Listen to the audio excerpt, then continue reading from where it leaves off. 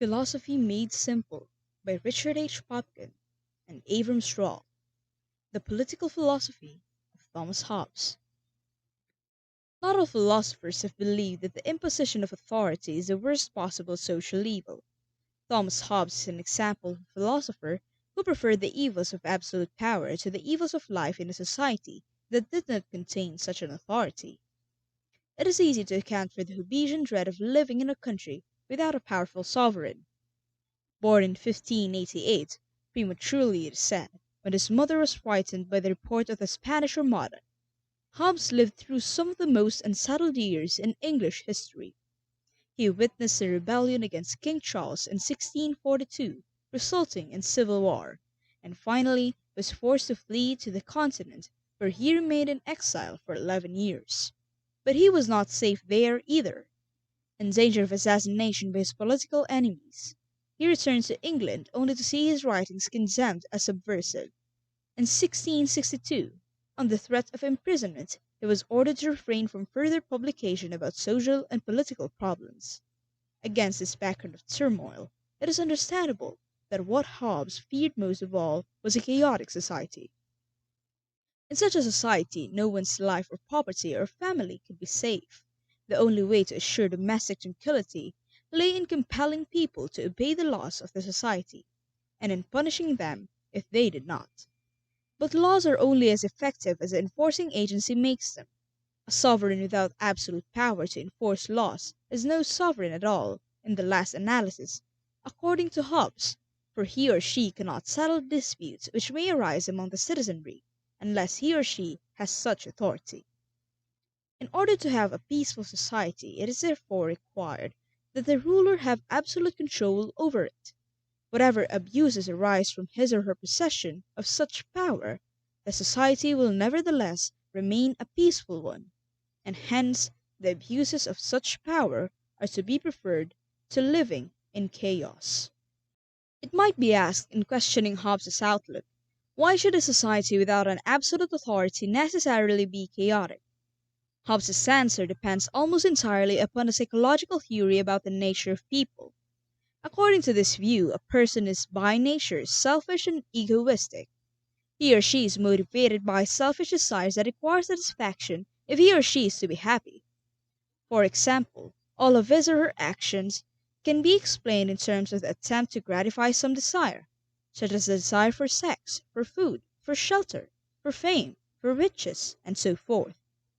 If people lived alone or in small groups, this fact would not have important implications.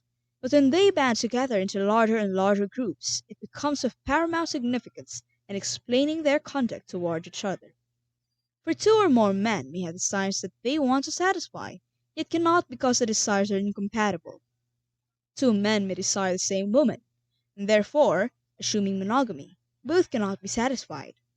As a result, when men herd together in large organizations, conflicts will break out among them in the effort to satisfy their desires at the expense of others. Life becomes a battle in which the strong will win, but only temporarily, for even the strong will finally succumb in the conflict. A defeated person may organize a group against the victor, for instance. This is the picture of the life of natural man, or as Hobbes calls it, the picture of life in the state of nature. In a famous sentence, Hobbes sums up the horrors of such an existence, telling us that the life of man in the state of nature is solitary, poor, nasty, prudish, and short. Such a state of affairs cannot continue indefinitely if people are to survive. The development of what we call society is a way of ending the war of each against all. People finally realize that in order to survive the conflicts of the state of nature, they must abandon all efforts to satisfy their egoistic impulses. Society is thus a compromise that people enter into. In order to achieve peace, they must give up the attempt to satisfy their desires. No person wishes to compromise. Every person would rather satisfy his or her desires, but the compromise is necessary if he or she is to survive. Hobbes is one of the most important of the political theorists who use the theory of the social contract to explain society and the basis of a person's obligations within society. The compromise, or covenant as Hobbes calls it, consists of an agreement among people to abide by a certain set of rules or conventions. These constitute what we call now the laws of the society. People agree to abide by these laws in order to avoid being harmed in conflicts that would rage were there no laws in existence. But, as Hobbes points out, laws are effective if, and only if, they are enforced, and the enforcing agency can do so only if it is granted absolute power. If it does not have such power, then it cannot prevent conflict. On this ground, Hobbes argues that the sovereign authority of any nation must be absolute. Hobbes also suggests that the sovereignty be in the hands of a person, a king. In this respect, he is a monarchist. His reasons for advocating monarchy over other forms of government, such as oligarchy or aristocracy, are these. If the sovereign consisted of a group, then this group might have conflicts within itself. Thus the power of enforcement would be divided, and instead of a peaceful society, conflict would again break out. On the other hand, a monarch cannot be divided against himself. Secondly, a single ruler has more secrecy of counsel. Large groups invariably develop leaks, and important information may filter down to the people, again causing dissension among them. Finally, a monarch's decisions are only as inconstant as human nature, but a group has that plus the inconstancy of number. For instance, the absence or presence of a few people can alter the decision that a government will take in framing laws. This can never happen with a monarch. Furthermore, there is no reason to believe that the monarch will work for his own good at the expense of the public welfare. As Hobbes puts it, the king is only as rich as his country. Although the power of the monarch is to be absolute, Hobbes also wishes to grant, perhaps this is an inconsistency, the subject certain liberties.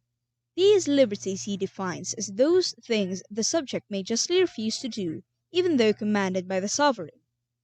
Since sovereignty is created by a covenant or contract, the subject retains all those natural rights that cannot be transferred by covenant. To put it differently, since the subject has entered into the contract to preserve and protect his life, he is entitled to refuse to obey the sovereign, when to do so would place his life in danger.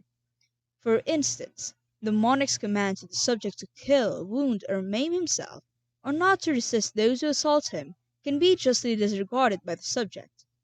Further, he is not bound to testify against himself in a criminal action. It was around this time, incidentally, that the historical precedent of the Fifth Amendment to the U.S. Constitution was established.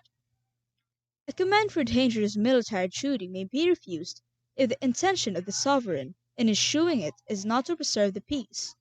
But no man can justly object to defending his country when it is attacked by an outside aggressor. Liberty does not include the defense of any man against the sovereign. Thus rebellion is always unwarranted, according to Hobbes, and similarly, protection of a criminal from the officers of the law is likewise unjust. This tenet has also come down to us from Hobbes and is embodied in most legal codes. People always have liberty to defend their lives against the sovereign, but if they are offered a pardon and refuse, then they are unjust. In a controversy with the sovereign, the subject has the right to sue, another provision that is found in American law. The obligation of the subjects to the sovereign lasts only so long as the sovereign is able to protect them. The end, i.e., the purpose of obedience, is protection. Thus, a prisoner captured by the enemy has the liberty to become an enemy subject if the sovereign is unable to protect him or her. The powers of the sovereign are imposing. According to Hobbes, no subject can make a new covenant or rebel against the monarch, provided that the monarch is capable of protecting him or her. No breach of the covenant is possible by the sovereign, for according to the Hobbesian theory, he has not contracted with his subjects. They have agreed among themselves to abide by certain laws, and have appointed the sovereign the agency of enforcing such laws. Once appointed, he has absolute authority. It follows from this that a dissenting minority must now acquiesce to the dictates of the sovereign or be destroyed. Further, no matter how the sovereign behaves, he cannot by definition act unjustly toward anyone. Just behavior consists, according to Hobbes, in abiding by the laws of the community. But since the sovereign makes the law, whatever he does will be law. Hence, in a significant sense, the ruler is above the law and cannot violate it. The sovereign has an absolute right to control all opinions, for it is his decision whether or not the expression of an opinion will cause chaos in the commonwealth. Further, he is to make all civil laws and also to adjudicate disagreements involving the law.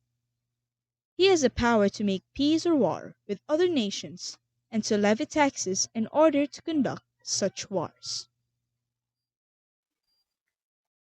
Criticism of Hobbes. Since the above doctrine is composed of a psychological theory about the nature of humans, and also a political theory about who should govern society, each of these parts should be evaluated separately. Some philosophers have interpreted Hobbes as attempting to give a true description of the origin of society. According to this interpretation, Hobbes is asserting that people originally lived in groups without laws regulating their behavior.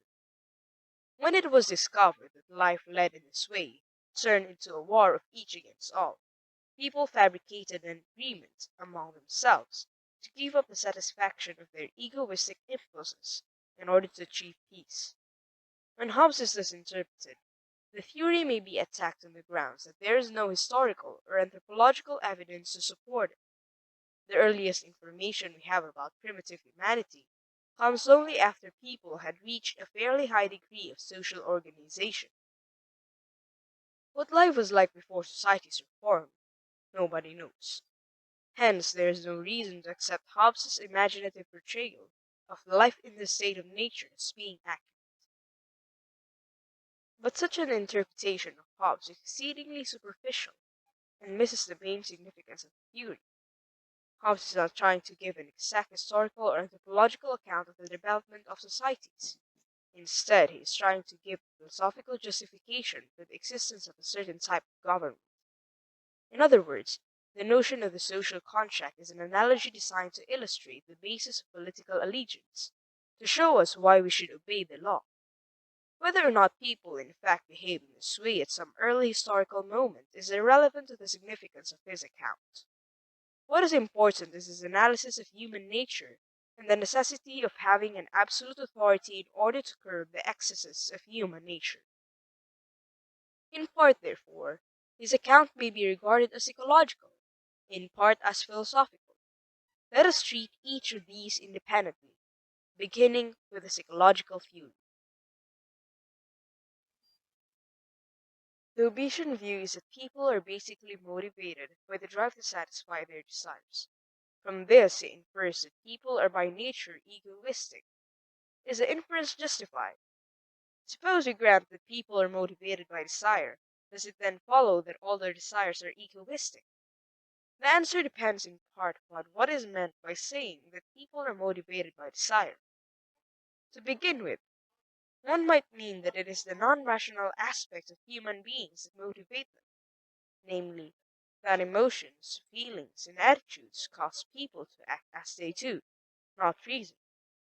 For one might hold, as both Hume and Hobbes do, that although reason can reveal various alternatives for possible conduct, and also something about the probable consequences of selecting any of the alternative courses of action, reason does not itself initiate action.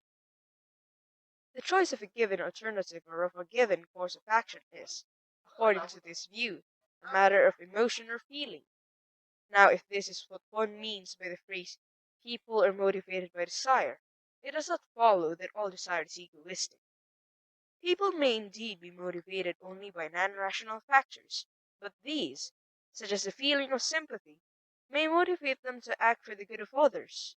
On the other hand, one might mean by the phrase, people are motivated by desire, that people are always motivated to act for their own interests and theirs only, regardless of whether it is reason or emotion that so motivates them. But if this is what Hobbes intends, it can be seen that from a psychological standpoint, Hobbes is incorrect. People may desire to contribute to the happiness of others as well as to their own. Do we not often sacrifice our interests for the interests of our families, wives, husbands, children, and country? This can be put by saying that some of our desires are altruistic rather than selfish. We sometimes desire to contribute to the well being of others, so it is false that all desires are egoistic. What makes Hobbes' psychological account of human nature attractive is his vacillation between these two different accounts of motivation. But if we accept the former, egoism doesn't follow from it. And if we accept the latter, egoism is clearly false. Suppose, however, that we did accept the latter, i.e., the position that all people are motivated by egoistic desires, i.e., desires that work only for their own advantage. Would it follow then that only the creation of an absolute authority would make for peaceful living in a society? The answer here again seems to be no. Human interests are diversified and they change from time to time. A ruler who is given absolute power will generally not reflect this change in people's interest, but will impose his or her own standards upon them.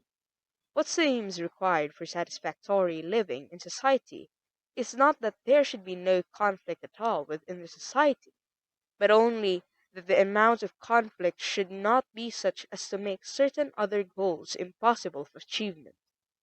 The Bayesian view would rule out all conflict, but it would also prevent the realization of many fundamental desires. A sovereign power that does not have absolute authority may yet have enough authority to eliminate most conflicts and still allow for the satisfaction of a wide range of interests.